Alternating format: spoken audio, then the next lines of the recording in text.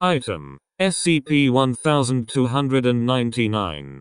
Code name: Drowning Tub. Object Class: Euclid.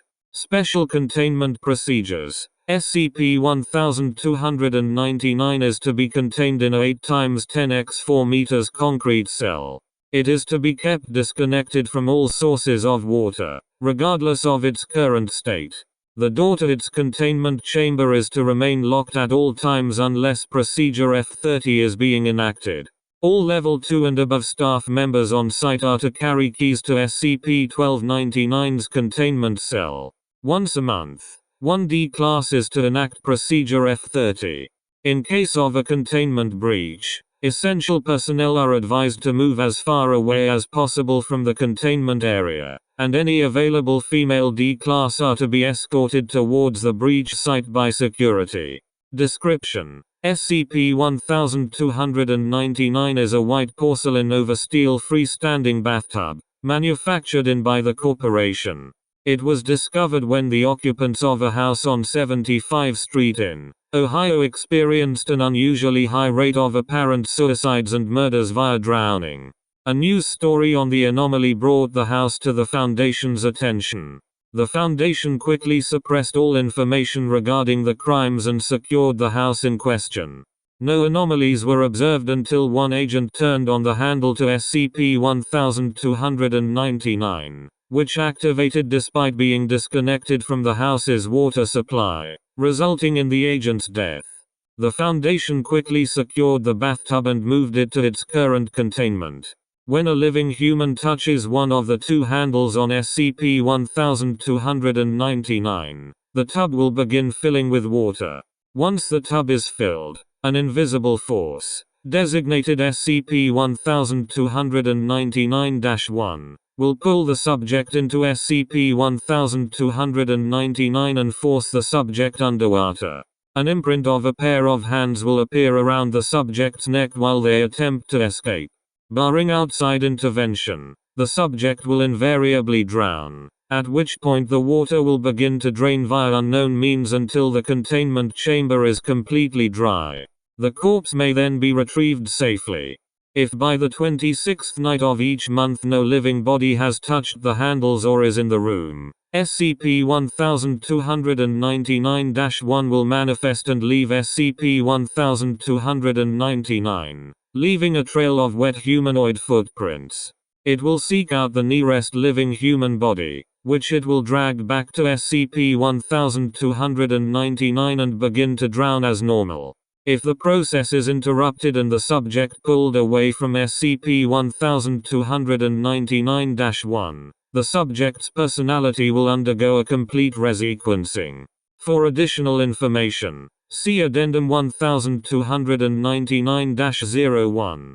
SCP-1299-1 is intangible and impossible to damage by any means yet tested, and does not appear on thermal imaging or X-ray scanning. For additional information see Testing Log 1299-A. Testing Log 1299-A. Subject: 1. D-Class Personnel, D-985, with background in plumbing.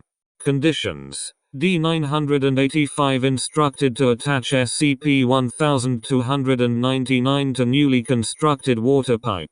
Result: SCP-1299 began filling autonomously, and SCP-1299-1 immediately dragged D-985 into SCP-1299 to drown him. Immediately after D-985's death, footprints characteristic of SCP-1299-1 formed a trail towards and through the locked door to the containment chamber. SCP-1299-1 proceeded to grab one of the two guards stationed outside and pull him through the still locked door into SCP-1299. Site personnel were alerted of a containment breach. SCP-1299-1 continued to seize and drown personnel until it successfully killed a female D-Class, at which point SCP-1299 deactivated. The pipe was removed without further incident. Addendum 1299-01, on 2008. Dr. The researcher who was at the time overseeing SCP-1299 attempted to alter the conditions of Procedure F30 without proper authorization. D-1130 was introduced to the testing environment and instructed to enter the bathtub per regulation, but when SCP-1299-1 appeared, Dr. breached containment and attempted to pull the subject out of SCP-1299. After approximately 1 minute of struggle, subject was removed from SCP-1299, and the instance of SCP-1299-1 disappeared. D-1130 seemed extremely distressed, asking where he was and insisting that he had just been in his house. Upon further examination and interview, D-1130 referred to himself as a female who had been killed by drowning years ago in New York. Her boyfriend had been convicted of her murder, though the evidence was purely circumstantial. After gathering all available information, subject was terminated. For full logs, see Interview 1299A. 1 day later, a second D-class was used in Procedure F30 to prevent a containment breach. Experiments are currently ongoing to determine the cause and results of this secondary effect. Testing Log 1299B. Subject: 2 D-class personnel, D-701 and 803. Conditions: D-701 instructed to touch handle, then D-803 and D-701 both instructed to lie down in SCP-1299. Result: after 30 seconds SCP-1299-1 appeared and attacked both subjects simultaneously. 3 guards pulled the subjects from the water. Both subjects claimed to be a 25-year-old female whose husband killed her by drowning her in the bathtub. Each subject expressed extreme distress at the other's assertions. Both were able to recall intimate details of S life. D-803 was terminated, and D-701 was used as a subject for Procedure F30. Subject: 1 D-class personnel, D-942. Conditions: D-942 sent in wired to recording net attached to EG and ordered to perform Procedure F30. Security instructed to pull subject out after 5 seconds. Result: at 1.25 seconds after SCP-1299-1's attack, D-942 briefly displayed brainwave patterns consistent with the onset of a grand mal epileptic seizure, before almost immediately returning to that of an excited state typical of a person being drowned. SCP-1299-1 pulled recording net off subject after 2 seconds. Subject: 1 D-class personnel, D-1074. Conditions: D-1074 sent in to perform Procedure F30. Security instructed to remove sample of water from SCP-1299. Result: F30 enacted successfully. Water sample retrieved. Sample showed no anomalous properties. Mineral concentrations and pH were found to be typical of municipal tap water from New York. Subject: 1 D-class personnel, D-873.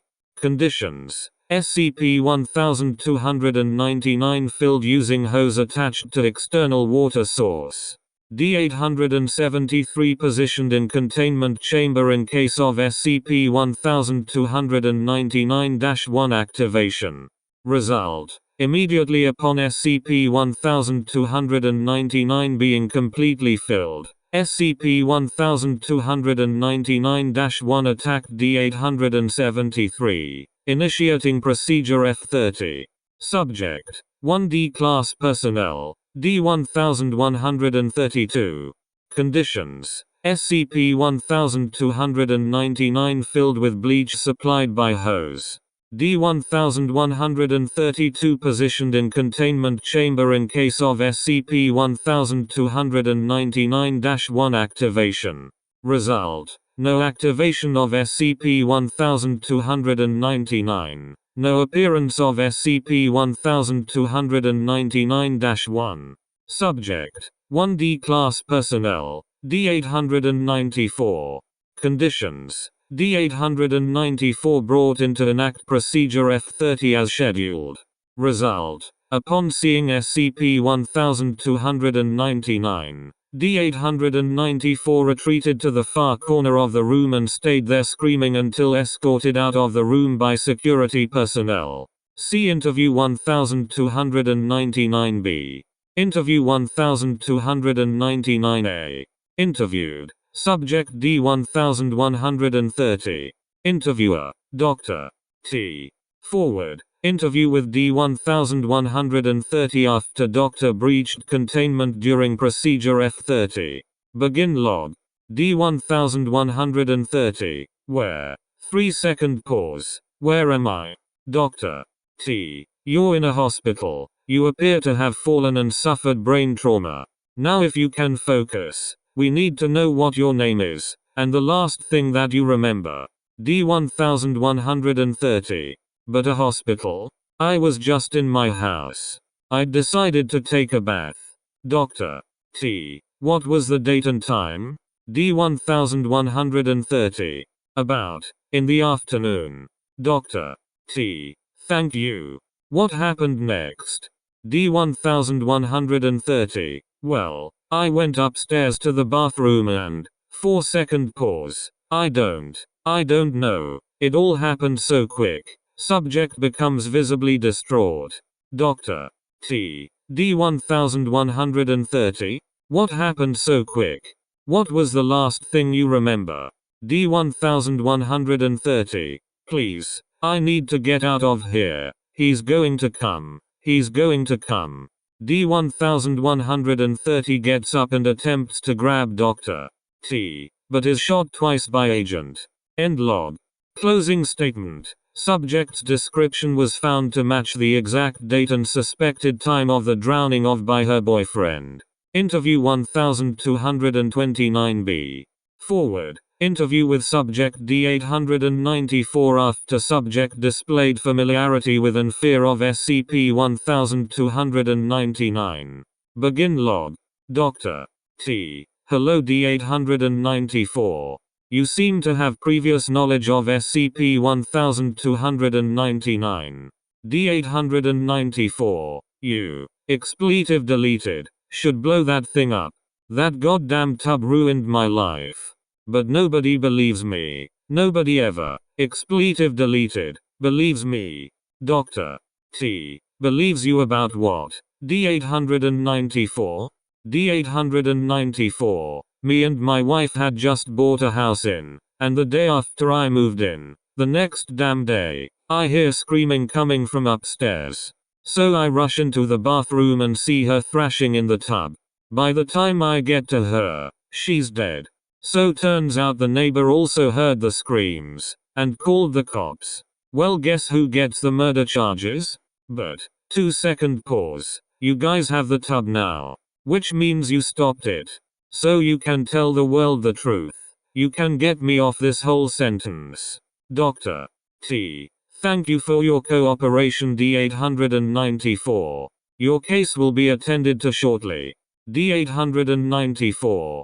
Thank you, Doctor. Thank you so much. Thank you. Thank you. End log. Closing statement. Subject given B-class amnestics, and moved back to holding facilities.